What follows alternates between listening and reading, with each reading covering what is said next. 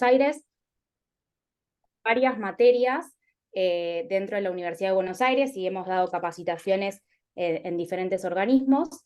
Nos especializamos en Derecho Informático, en Comercio Electrónico. Agostina tiene un perfil vinculado a datos personales y propiedad intelectual dentro de lo que tiene que ver con nuevas tecnologías. Así que bueno, todo lo que es nuevas tecnologías y derecho, estamos bastante empapadas. En esta oportunidad les ofrecimos a la agrupación dar una charla sobre la admisibilidad probatoria de las comunicaciones electrónicas. Y los dividimos en dos cursos. Uno que se va a dictar el día de hoy, más o menos la idea es dar una charla de 1 hora, 40 minutos. Sabemos que es viernes y queremos terminar rápido. Y la clase que viene también vamos a hacer una charla de 1 hora. En la primera parte vamos a hablar un poco sobre las comunicaciones electrónicas, puntualmente del correo electrónico, dónde está regulado, qué es un documento digital, qué pasa si el documento está firmado electrónicamente o no, y vamos a empezar a hablar un poco sobre las estrategias procesales ante este tipo de fuentes probatorias. Agostina va a empezar a hablar un poquito sobre eso. Y en la segunda parte vamos a culminar con el resto de las estrategias. Lo que trajimos fue un PowerPoint, que lo voy a empezar a compartir y me avisan por favor si se visualiza bien.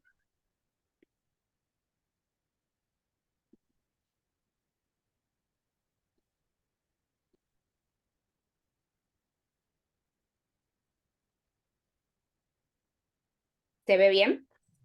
Bárbaro, se ve. Bueno,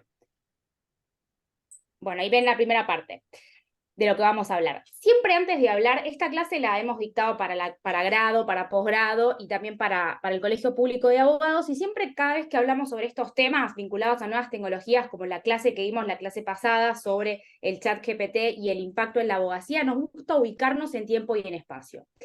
¿Dónde estamos hoy ubicados? En la denominada revolución disruptiva.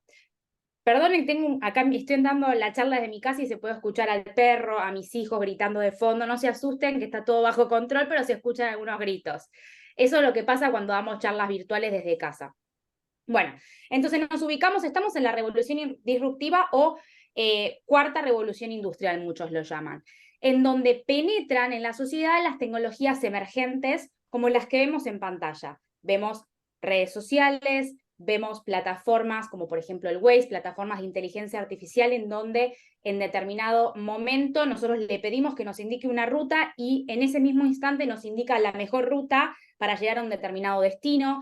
Después tenemos otras plataformas como Zoom, donde nos permiten, por ejemplo, realizar actividades académicas con un ordenador conectado en Internet, como en esta oportunidad. Después tenemos las plataformas de economía colaborativa como Pedido Ya, Globo, Rappi, Airbnb, BlaBlaCar, por ejemplo, en Europa, en donde determinados usuarios, ya sea consumidores o empresas o pequeñas empresas, se sumergen en una red para poder ofrecer productos o servicios, que esto ha crecido notablemente en pandemia. Después tenemos, por ejemplo, TikTok, tenemos plataformas de comunicación electrónica, como es el caso de WhatsApp, Mercado Libre, compra y venta de mercaderías, el marketplace en Facebook, YouTube, entre otras. Ahí nos están saludando. Buenas tardes, María Romina. Bueno, entonces estas nuevas tecnologías irrumpen los ámbitos convencionales de manera fotónica, ¿sí? Actualmente nosotros nos tenemos que adaptar a este tipo de tecnologías nuevas, no así como surgía en la tercera revolución industrial o revolución informática, en donde las tecnologías fueron incorporándose en la sociedad de manera progresiva, ¿sí? Hoy las nuevas tecnologías irrumpen y las tenemos que utilizar. ChatGPT hace muy poquito se lanzó y ya hay muchísimos usuarios que estamos utilizando ChatGPT para nuestras actividades, por ejemplo, laborales, académicas, lo que se nos ocurra. Esta es la realidad actual. ¿Qué pasa desde el punto de vista probatorio? La realidad es que como estamos utilizando todas estas herramientas, nacen nuevas fuentes probatorias, lo que se denomina prueba digital. Es decir, por ejemplo, a través de un correo electrónico yo puedo determinar o demostrar un determinado hecho. Por ende, muchos autores hablan que dentro del derecho procesal surge una nueva rama, que es el derecho procesal electrónico. Es decir, hay una rama que absorbe y va a estudiar a estas fuentes probatorias digitales, a la prueba digital, ¿sí?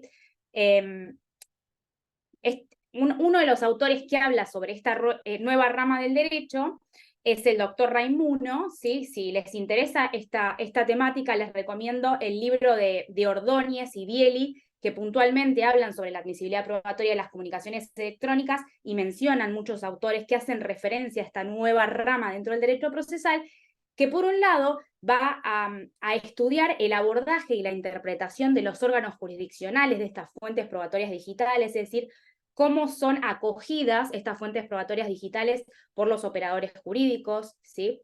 Y por otra parte, el derecho procesal informático va a estudiar a las nuevas tecnologías como herramientas de colaboración en las actividades jurisdiccionales, la denominada informática jurídica, que abarca a la inteligencia artificial y por ende va a abarcar al chat GPT que vimos en la clase que ofrecimos con anterioridad. Puntualmente nos vamos a centrar hoy en la primera parte, es decir, cómo se aborda y se interpreta por los órganos jurisdiccionales las fuentes probatorias digitales. Hoy que vamos a hablar de una fuente probatoria muy importante que son los correos electrónicos. El correo electrónico, en primer lugar, tenemos que definirlo como un documento digital. Nosotros en nuestro ordenamiento jurídico lo tenemos tipificado y vamos a hablar un poquito del orden jurídico que se utilizó, o sea, el orden establecido, por ejemplo, en una ley específica, desde lo más antiguo hasta lo más actual. La primera vez que se habló de documento digital fue en el año 1996, puntualmente en la ley 24.624.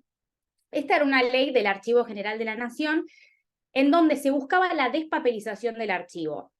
Se intentó, y obviamente se consiguió, digitalizar toda la documentación que estaba en el Archivo General de la Nación. Puntualmente, el artículo 30 le otorga eficacia jurídica al documento que estuviese en un soporte distinto al tradicional, es decir, al soporte papel. Fíjense que es del año 1996 y el Código Civil anterior no reconocía, ¿sí?, a la documentación en soporte óptico, ¿sí?, al documento digital. Fue la primera vez que se habló del término documento digital, con la digitalización de los archivos que estaban en el archivo general.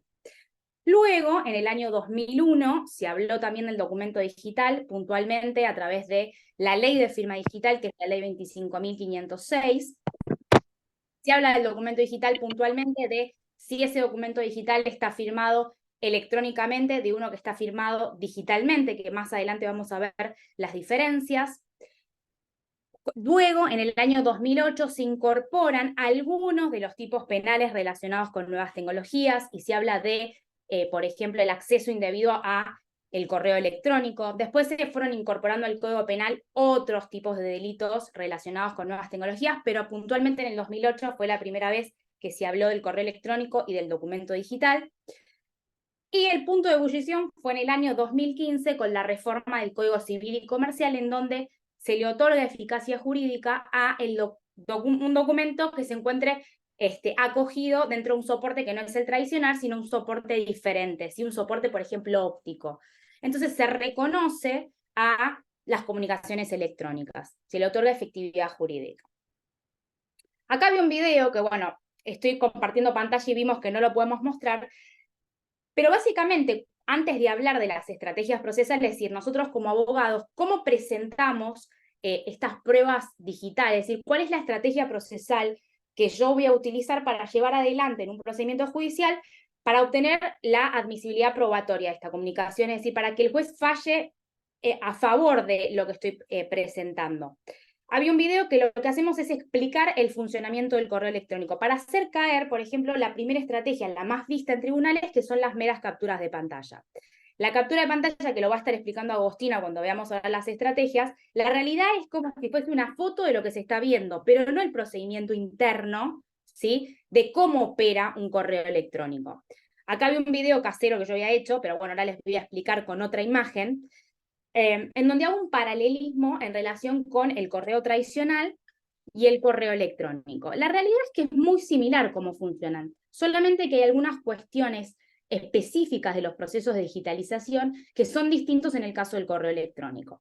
Nosotros tenemos que saber que en el correo electrónico tenemos un emisor y por otra parte un receptor, que van a tener casillas o correos electrónicos, es decir, van a tener un nombre de usuario seguido de una arroba y de un nombre de dominio, que ese nombre de dominio nace del servidor de correo. Es decir, los servidores de correo son, por ejemplo, Gmail, Yahoo, Fivertel, que ofrecen, ¿sí?, a los cibernautas, a los consumidores, poder utilizar el servicio de envío de correspondencia, ¿sí? De correos electrónicos. Entonces, desde el momento en el que yo me conecto en Google y quiero generar un correo electrónico, estoy operando como cliente de ese servidor de correo. Estoy celebrando un contrato para que me otorgue ese servicio. En el caso del correo papel, nosotros ¿qué hacemos? ¿Qué hacíamos? Porque casi nadie manda una carta. ¿Qué hacíamos? Íbamos al correo argentino con la cartita, ¿sí? En donde poníamos nuestro nombre y por otra parte a dónde queríamos que vaya esa carta, la dirección postal. ¿Sí? No tenemos ya las direcciones de correos electrónicos, pero sí las direcciones postales. Y el que va a oficiar de servidor de correo va a ser el correo argentino, por ejemplo, o OCA, o no sé, Andriani, el que se les ocurra. Vendría a ser como el servidor de correo, el que nos va a ofrecer el servicio a nosotros como consumidores. En el caso de los correos electrónicos, nosotros lo que tenemos es el funcionamiento, o sea, la distribución de esa correspondencia mediante Internet, ¿sí? O sea, los correos electrónicos sí o sí van a funcionar con los servidores de correo, con el cliente, o sea, el cibernauta que desea enviar el correo, y con Internet.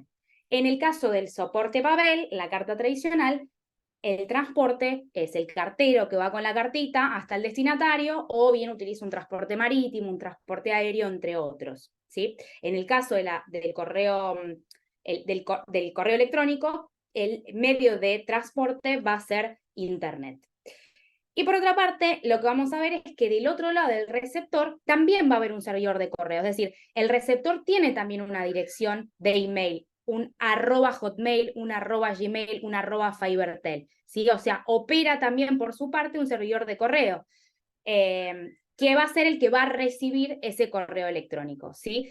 Y este es muy importante porque el servidor de correo va a hablar, y todos los servidores de correo dentro del correo electrónico, mediante lo que se denominan protocolos, ¿sí? En el correo papel hablamos en el lenguaje que conocemos todos, castellano, inglés, lo que sea. Cuando empiezan los servidores de correo a hablarse desde el momento en que el emisor, ¿sí?, cliquea en enviar, lo que van a utilizar los ordenadores conectados a Internet, los servidores de correo en Internet, va a ser protocolos. Sí se van a entender a través de ciertos comandos que nosotros no los vamos a entender. Pero sí es importante, cuando se recibe el correo, cuando el receptor recibe el correo, determinar qué tipo de protocolo está utilizando. Los protocolos que generalmente se utilizan en el caso de la recepción del correo electrónico son los protocolos POP3, el protocolo IMAP y el protocolo Exchange. Los que vamos a ver en esta clase son el protocolo POP3 y el protocolo IMAP. El protocolo POP3 se caracteriza porque el correo electrónico va a quedar almacenado en el ordenador del receptor.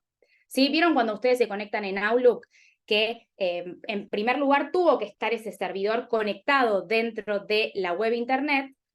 Se bajan esos correos, pero después cuando yo vuelvo a ingresar no es necesario a veces estar conectado a Internet, los puedo visualizar igual. ¿Eso por qué es? Porque utilizó un protocolo POP3, en donde el almacenamiento del correo queda dentro de la computadora del receptor.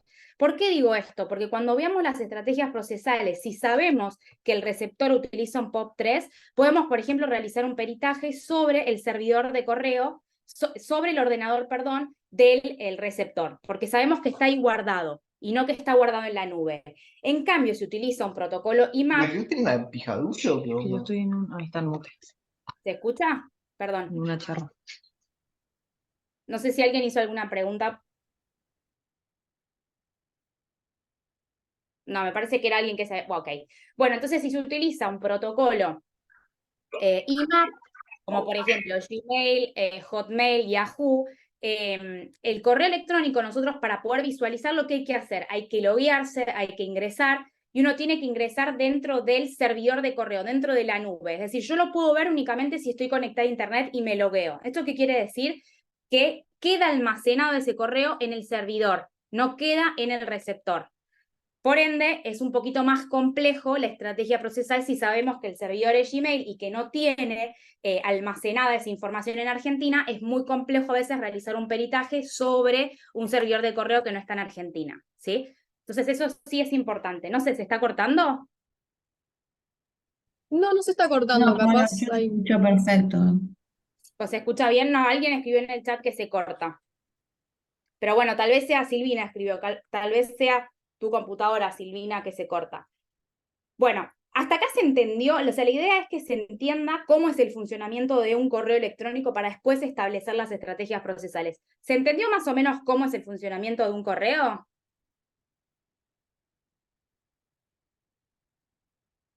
Bueno, no escucho a nadie, supongo que el que cayó otorga, o sea que se entendió.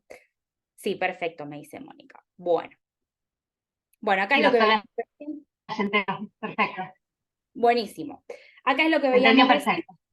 Bárbaro. Acá es lo que veíamos recién, solamente que nos centramos en la parte del correo electrónico, que opera, o sea, se comunican los servidores de correo mediante protocolos. El protocolo que más que se utiliza es el SMTP, es un protocolo especial que se utiliza para la transmisión de correos electrónicos, y ahí vemos los protocolos más comunes, que son el POP3, que es el que almacena el correo dentro del ordenador del receptor, y el IMAP, que es el que queda almacenado en el servidor, si en la nube del servidor, Gmail, Hotmail.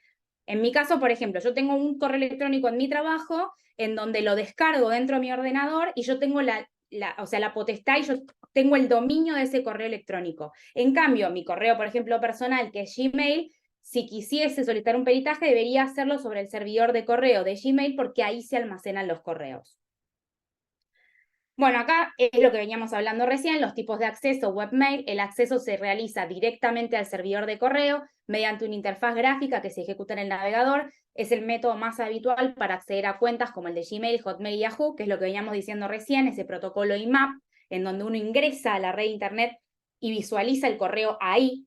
Y luego tenemos los clientes de correo, en donde actúan de forma local, guardando los correos, por lo que no es estrictamente necesario contar con una conexión a Internet constante para poder visualizarlos, ¿sí? Como por ejemplo el Outlook.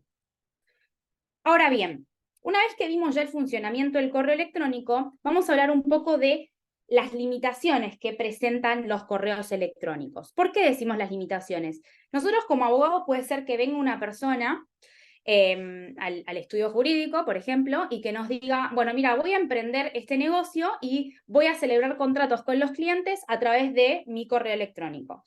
Y nosotros le vamos a decir, ok, está bien, si vos querés hacerlo, genial, pero te voy a decir que el correo electrónico tiene ciertas limitaciones. En primer lugar, el correo electrónico fue creado con finalidades informales. Es decir, así como nosotros utilizamos el WhatsApp para chatear informalmente y a veces lo usamos también con fines formales, la realidad es que también WhatsApp se creó como una conversación simultánea, instantánea, informal. Y el correo electrónico fue igual. Lo que pasa es que tuvo tanta utilidad que con posterioridad lo utilizamos para un montón de otras actividades, ya sea a nivel académico, a nivel profesional, a nivel familiar o lo que querramos. Pero la realidad es que la finalidad de la creación del correo no es para celebración de contratos, ¿sí? O sea, la realidad es que es para comunicaciones informales. Entonces tenemos que decirle este punto. Otro punto importante, otra limitación en realidad, es que permite impersonar. ¿Esto qué quiere decir? El protocolo, es el servidor de correo, ¿sí? No nos va a preguntar a nosotros si realmente soy Carolina Arias o soy otra persona. ¿Qué quiere decir? Yo puedo inventar una dirección de correo, puedo inventar un nombre y un apellido, ¿sí? Entonces, esto la realidad es que no permite controlar la identidad de quién está del otro lado. Entonces, es otra limitación. Otra limitación es que no garantiza el acuse de recibo, que es uno de los requisitos que el juez va a analizar a la hora de valorar esa fuente probatoria, es decir, si la contraparte lo recibió o no, ¿sí? Es algo muy importante. ¿Por qué no garantiza el acuse de recibo? Porque la realidad es que de la contraparte, ustedes me dicen, sí, bueno, pero hay el Outlook a veces uno le puede mandar para que notifiquen y que digan que lo recibió. Sí, bueno, pero la contraparte también puede poner que no quiere darle el acuse de recibo. Y otra cuestión más es que no garantiza la integridad. ¿Por qué? Porque se envía mediante paquetes los correos. Seguramente hay mucha gente joven conectada. Yo recién cuando arranqué a tener correo electrónico hace mucho tiempo atrás, cuando mandábamos los correos, a veces pasaba que el correo tardaba en cargar. Me mandaban una postal mágica, una postal, un dibujo, y tardaba. ¿Por qué tardaba? Iba cargándose de a poco. En un momento me llevaba la patita del osito, después la panza, después las orejitas. ¿Por qué? Porque cuando el correo electrónico se envía al destinatario, lo que se hace es se parte ese correo en varios paquetitos. El paquetito va viajando, ¿sí? Imagínenselo, yo se lo estoy diciendo de manera muy simple, en realidad es mucho más complejo. Pero ese mensaje se parte en paquetes, va viajando desde el emisor hasta el receptor y puede ser que algún paquete se pierda en el medio y nunca llegue. Entonces, esto también es importante remarcarlo. Hoy, obviamente, que a nivel técnico está solucionado el tema de los paquetes, pero bueno, es una de las limitaciones que pueden estar presentes. Con lo cual, hay que tener en cuenta que presenta estas limitaciones. Ahora bien, estuvimos hablando un poco de los requisitos vinculados a la admisibilidad probatoria, es decir, lo que va a evaluar el juez a la hora de encontrarse ante una fuente probatoria digital. En primer lugar, va a evaluar la autenticidad, que como dijimos en los correos electrónicos, el correo permite impersonar. Es decir, si realmente ese correo electrónico fue escrito por Carolina Arias y no fue escrito por Agostina Salamone. Es decir, va a analizar que el mismo sea auténtico y original, de esa persona que dice ser la autora. La inalterabilidad, que el correo no haya recibido ningún tipo de modificación, ¿sí? Fíjense que en las meras capturas de pantalla yo puedo ingresar en un programa de diseño y cambiar el contenido del mensaje. Entonces, la realidad es que una mera captura de pantalla no es una estrategia procesal adecuada. Pero bueno, esto va a ser una de las cuestiones que va a analizar el juez. La recepción, que es lo que veníamos diciendo recién, y la licitud de la obtención. Es decir, que si entre partes yo no puedo presentar como fuente probatoria una conversación que tuvo Sofía con Mayra, por ejemplo, ¿sí? O sea, tiene que ser entre partes, ¿sí? Salvo, a ver, pues, ¿vieron ese lema de confidencialidad que a veces aparece en los correos? Bueno, si aparece ese lema de confidencialidad, no lo puedo utilizar como fuente probatoria. Ese correo electrónico. Por eso es que se pone dentro del cuerpo del mail ese lema de confidencialidad. Bueno, otra cuestión importante que hay que determinar cuando nos encontramos ante fuentes probatorias digitales, como es un correo electrónico, es si ese email tiene firma digital o si tiene firma electrónica. ¿Por qué? Porque en un caso la validez probatoria será diferente. ¿Alguno sabe qué es una firma digital y qué es una firma electrónica?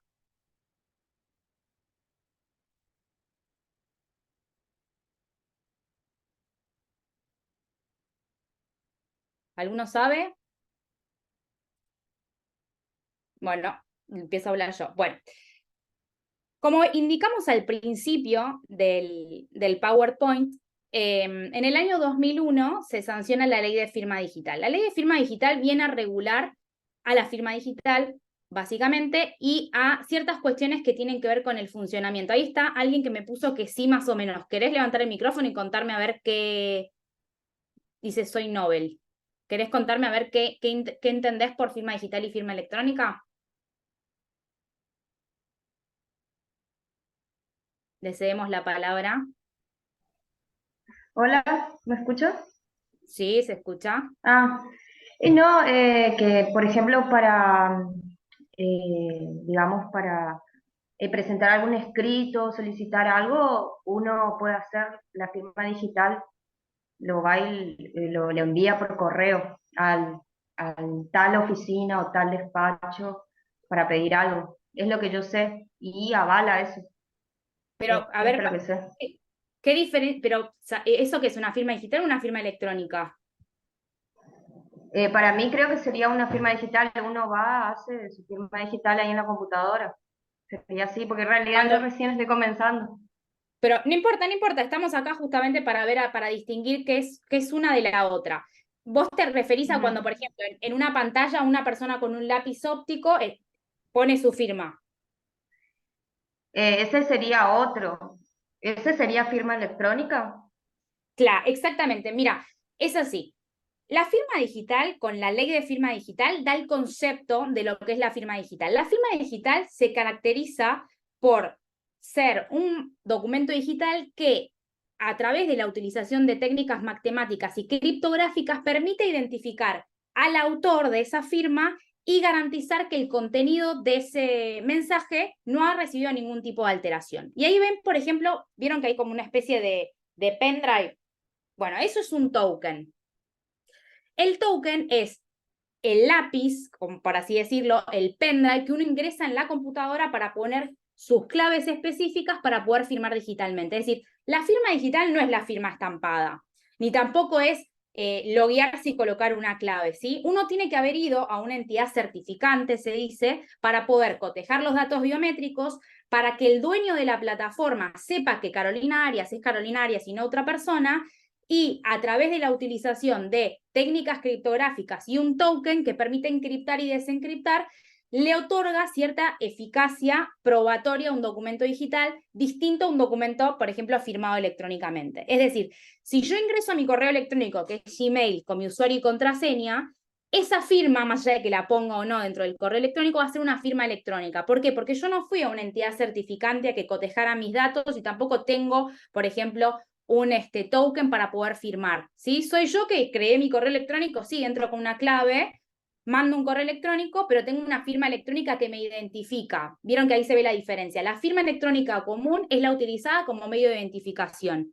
Y la validez probatoria no va a ser la misma respecto a una firma digital o avanzada, que permite detectar al firmante, es decir, a quien fue a la entidad certificante a decir que yo soy Carolina Arias y yo voy a firmar, y detecta cualquier cambio ulterior. Es decir, el sistema, si alguien modifica ese documento, detecta el cambio. Por ende, ahora vamos a ver, había un video, pero bueno, no lo vamos a ver ahora. Por ende, el documento firmado electrónicamente no goza de las presunciones de autoría e integridad. Es decir, un documento o un correo electrónico que tiene firma digital goza de las presunciones de autoría e integridad. Es decir, yo cuando presento como fuente probatoria un correo electrónico firmado digitalmente, que en la mayoría de los casos no se ve, esto se los quiero aclarar para que lo sepan, yo no le tengo que demostrar al juez la autenticidad y la inalterabilidad del documento. ¿Sí? O sea, la carga probatoria está en manos de quien pretende que el mismo sea falso, quien alega que el mismo sea falso. O sea, la acción de reargución de falsedad está en manos de la contraria, ¿sí? Es decir, si yo tengo un documento firmado digitalmente, lo presento y chao, me voy. No tengo que demostrar nada, no tengo que establecer ninguna estrategia.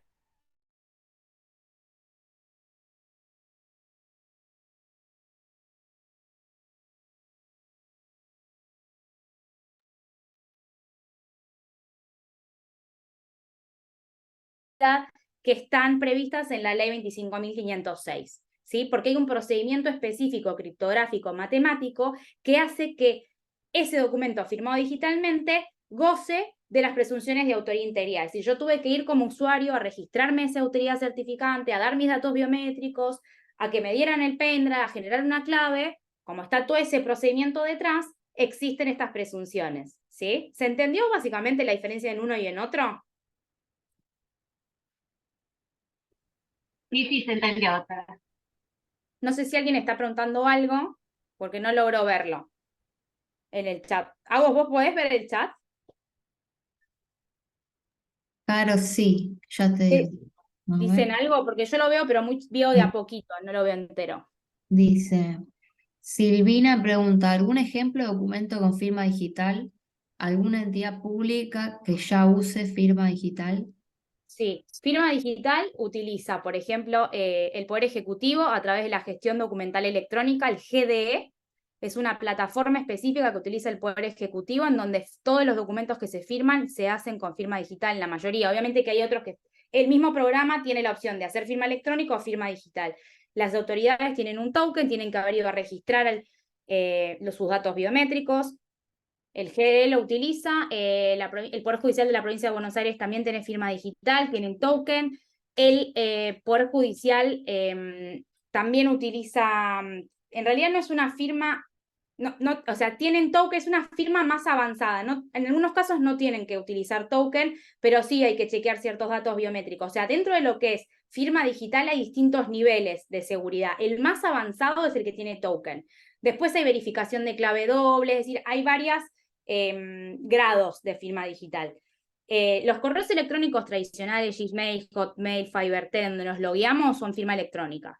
Ahora, hay otros correos electrónicos que sí tienen, por ejemplo, firma digital. En la mayoría de los casos, ustedes se van a encontrar, lamentablemente, con firma electrónica. Y va a estar en manos de ustedes la estrategia procesal para poder demostrarle al juez la autenticidad, la inalterabilidad, el acuse de recibo y la licitud de la obtención. Lamento decirles que es muy pocos casos en donde hay firma digital. Pero obviamente hay, por ejemplo, Gmail tiene un correo electrónico pago que utiliza firma digital y lo utilizan, por ejemplo, las grandes empresas, ¿sí? Empresas que no son de acá de Argentina generalmente, pero sí otorga firma digital. Lo que tienen que tener en cuenta es que existe un procedimiento criptográfico específico y que tuvo que ir la persona a registrar sus datos biométricos para poder demostrar la autenticidad de ese mensaje, es decir, la originalidad del mensaje. No sé si hubo alguna otra pregunta más. Continuamos. ¿Alguien preguntó algo más?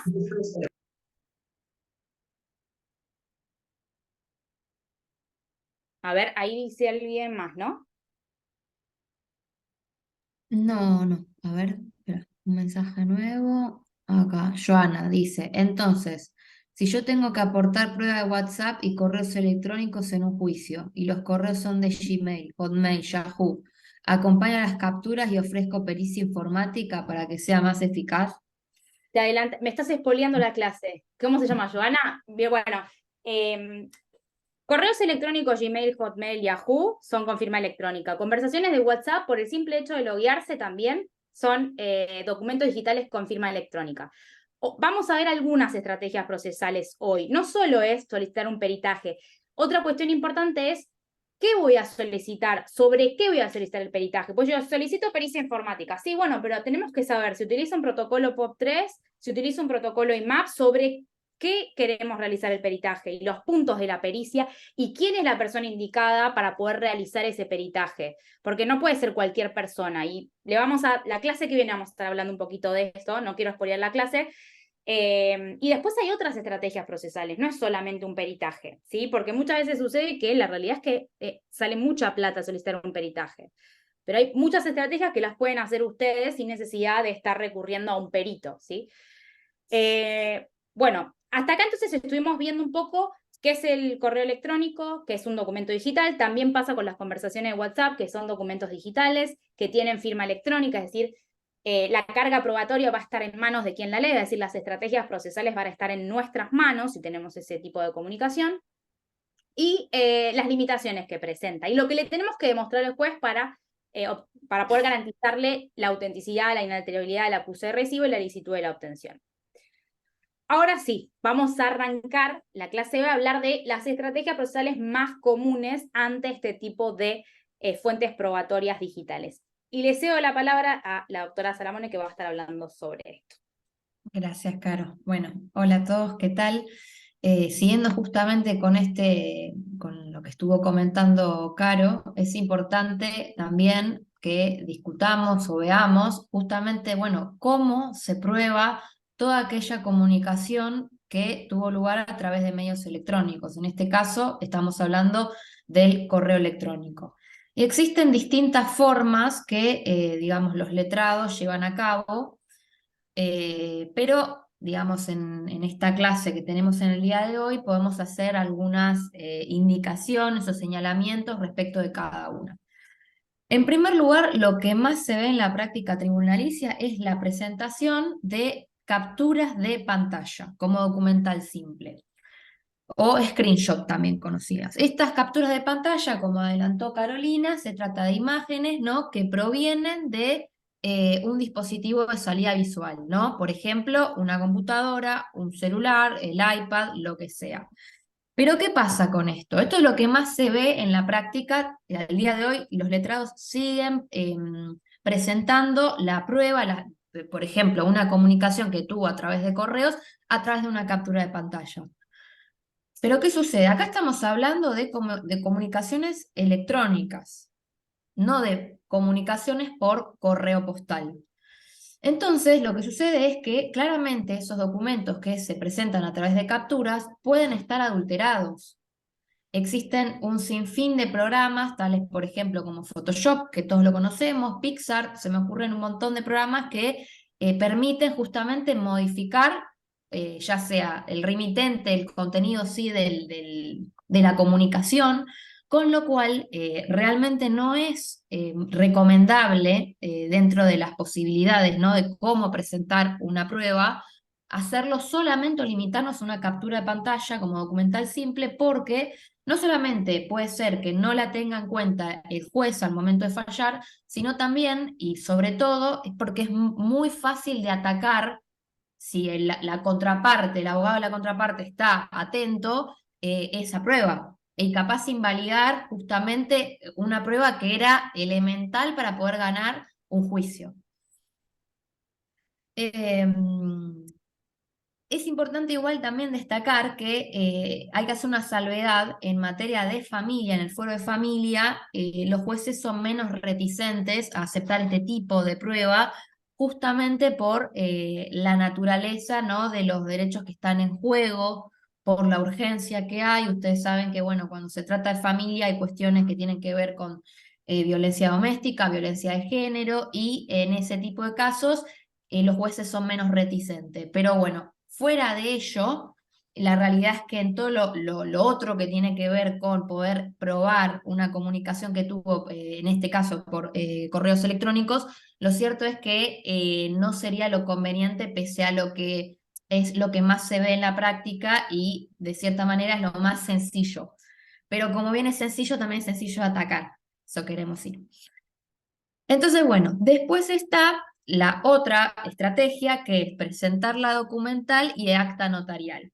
¿Esto cómo es? Justamente a través de un escribano que da fe que lo que está viendo es la realidad de los hechos. Ustedes saben, por ejemplo, cuando se certifica una firma, lo que hace el escribano es dar fe que quien está firmando ante él es quien dice, digamos, el firmante, la persona, presenta el DNI y firma ante sus ojos. En este tipo de casos, lo que hace el escribano es observar lo que tiene en la pantalla y dar fe que lo que está viendo es eso. Sin lugar a dudas, entre estas dos opciones, recomendamos, en estas dos que se están mencionando, luego en el próximo encuentro vamos a mencionar una tercera opción, pero dentro de estas dos recomendamos la segunda, ¿no? Sin perjuicio, no dejamos de señalar que este tipo de manera también es atacable. ¿Por qué? En primer lugar, porque el escribano no es un técnico informático, con lo cual, digamos, lo que está viendo puede también estar adulterado, digamos, puede ser un mail troyano. Lo que va a hacer es limitarse a referenciar lo que está observando en lo que le aparece en la computadora, simplemente. Entonces, en este tipo de casos, si se opta por esta manera, lo que recomendamos es que no solamente se limite a indicar lo que está descrito en el cuerpo del correo, sino toda la información que hace a la cadena de custodia. Por ejemplo, quién es el remitente, el horario, la dirección IP. Todo ello a efecto justamente de evitar que la contraparte tenga más puntos para atacar la prueba. Justamente en ese caso que está en la diapositiva, Cooperativa contra Becerra, lo que señalaron los jueces es que a través de la captura de pantalla no se podía acreditar la autenticidad digamos, de lo que se había presentado, ¿no?, del correo en sí. Así que fíjense y tengan en cuenta que limitarse justamente solamente a la captura o al screenshot es muy inconsistente, digamos, es muy fácil de atacar. Y luego está la documental a través con el acta notarial, que se recomienda asimismo presentarlo de esa manera junto a una solicitud de pericia con los extremos que señaló Caro. ¿Sabes lo que me quedó también del tema de la mera captura de pantalla? Nosotros tenemos un Instagram en donde solemos subir información relacionada con estas materias, que es @derechos comercio electrónico. Yo ahora no puedo compartir pantalla, no sé si te lo podré pedir a vos, pero en la red social hay una parte, en esa red social que tenemos, en donde dice, no te dejes llevar por una simple captura de pantalla. ¿Por qué? Porque hay determinados nombres de dominio. Cuando hablo de nombres de dominio, hablo de páginas web, ¿sí? O sea, como si fuese www.google.com.ar, que en este caso hay unas específicas, ustedes se googlean, en donde permite que uno se haga pasar por otra persona. Es decir, yo voy a poner que soy Agostina con el correo de Agostina, escribo como si fuese Agostina y se lo mando a Nueva Abogacía.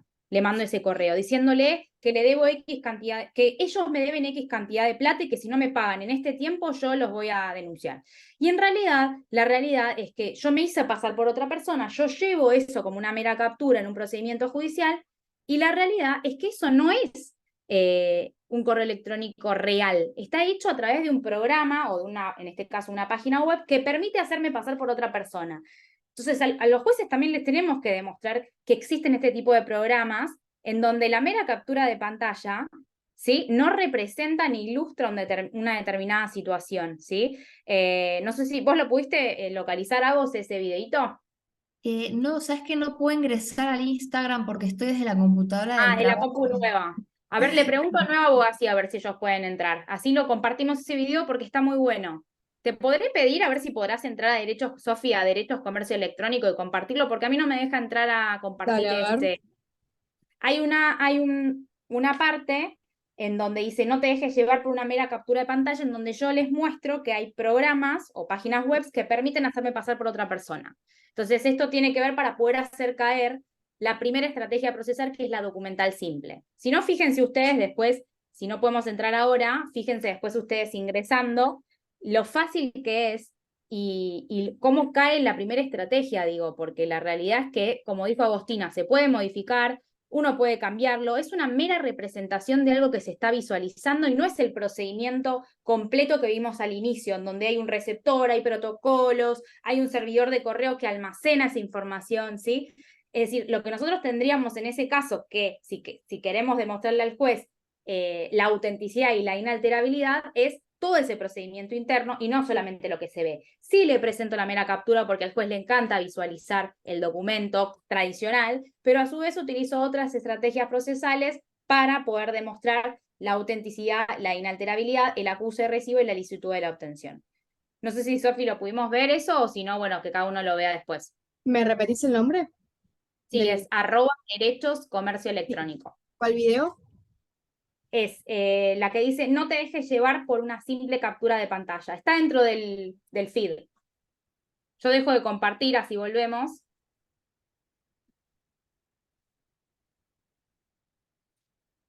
Los veo a todos. Mientras tanto, vamos preguntándoles si hay alguna duda hasta acá de lo que estuvimos viendo. La clase que viene vamos a continuar con las estrategias procesales. Sí, vamos a ver un poquito más de peritajes y de otras estrategias que se pueden utilizar desde el estudio jurídico, el hasheo de documentos, también vamos a hablar un poco de qué es, cómo se puede realizar.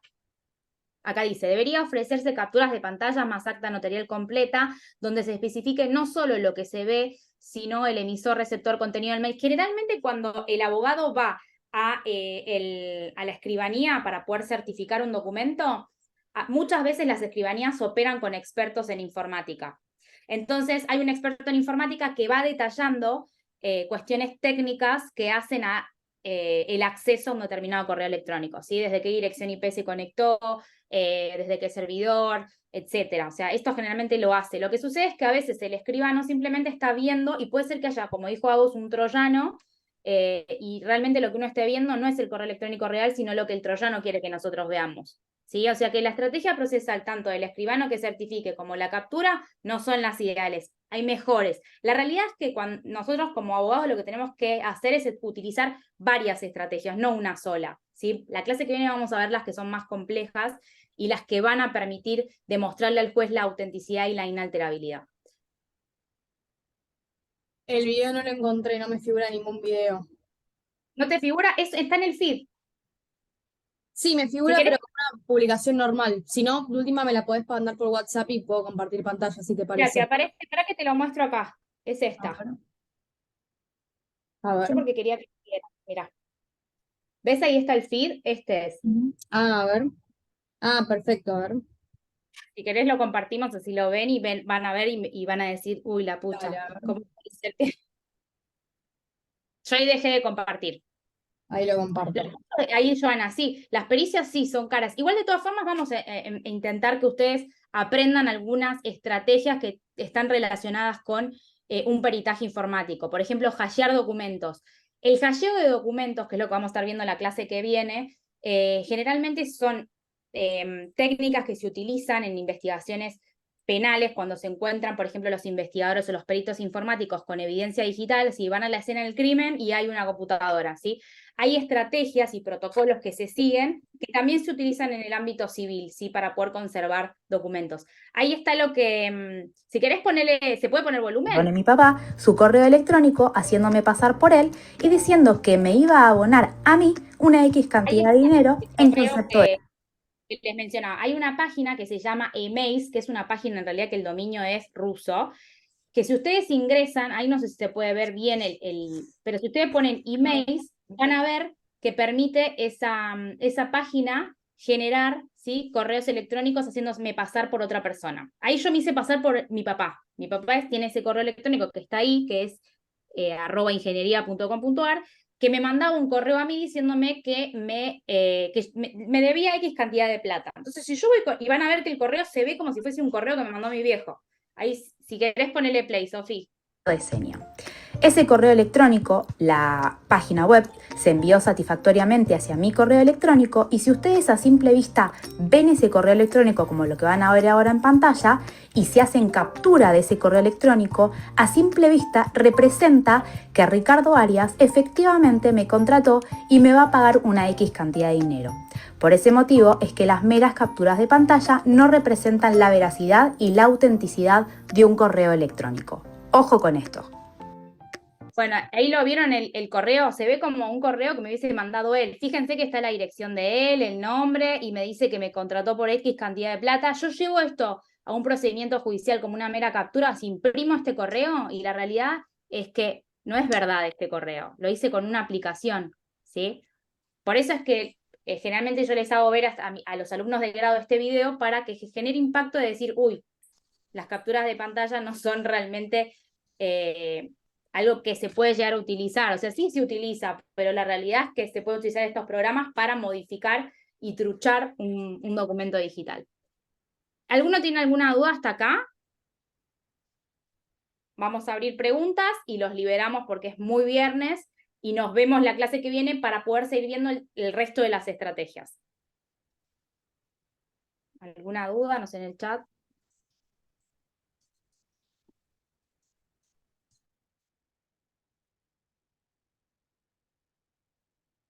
No sé si hay alguien más. Quedó clarísimo, Caro. ¿Quedó claro? Bueno, entonces nos vemos el próximo martes, también a las 5 de la tarde. Bien, perfecto. Bueno, muchas gracias, chicas, a ambas por prestarnos otra vez su tiempo. Esta charla va a ser subida a nuestro canal de YouTube por quienes capaz se unan la próxima y no se puedan unir esta o viceversa.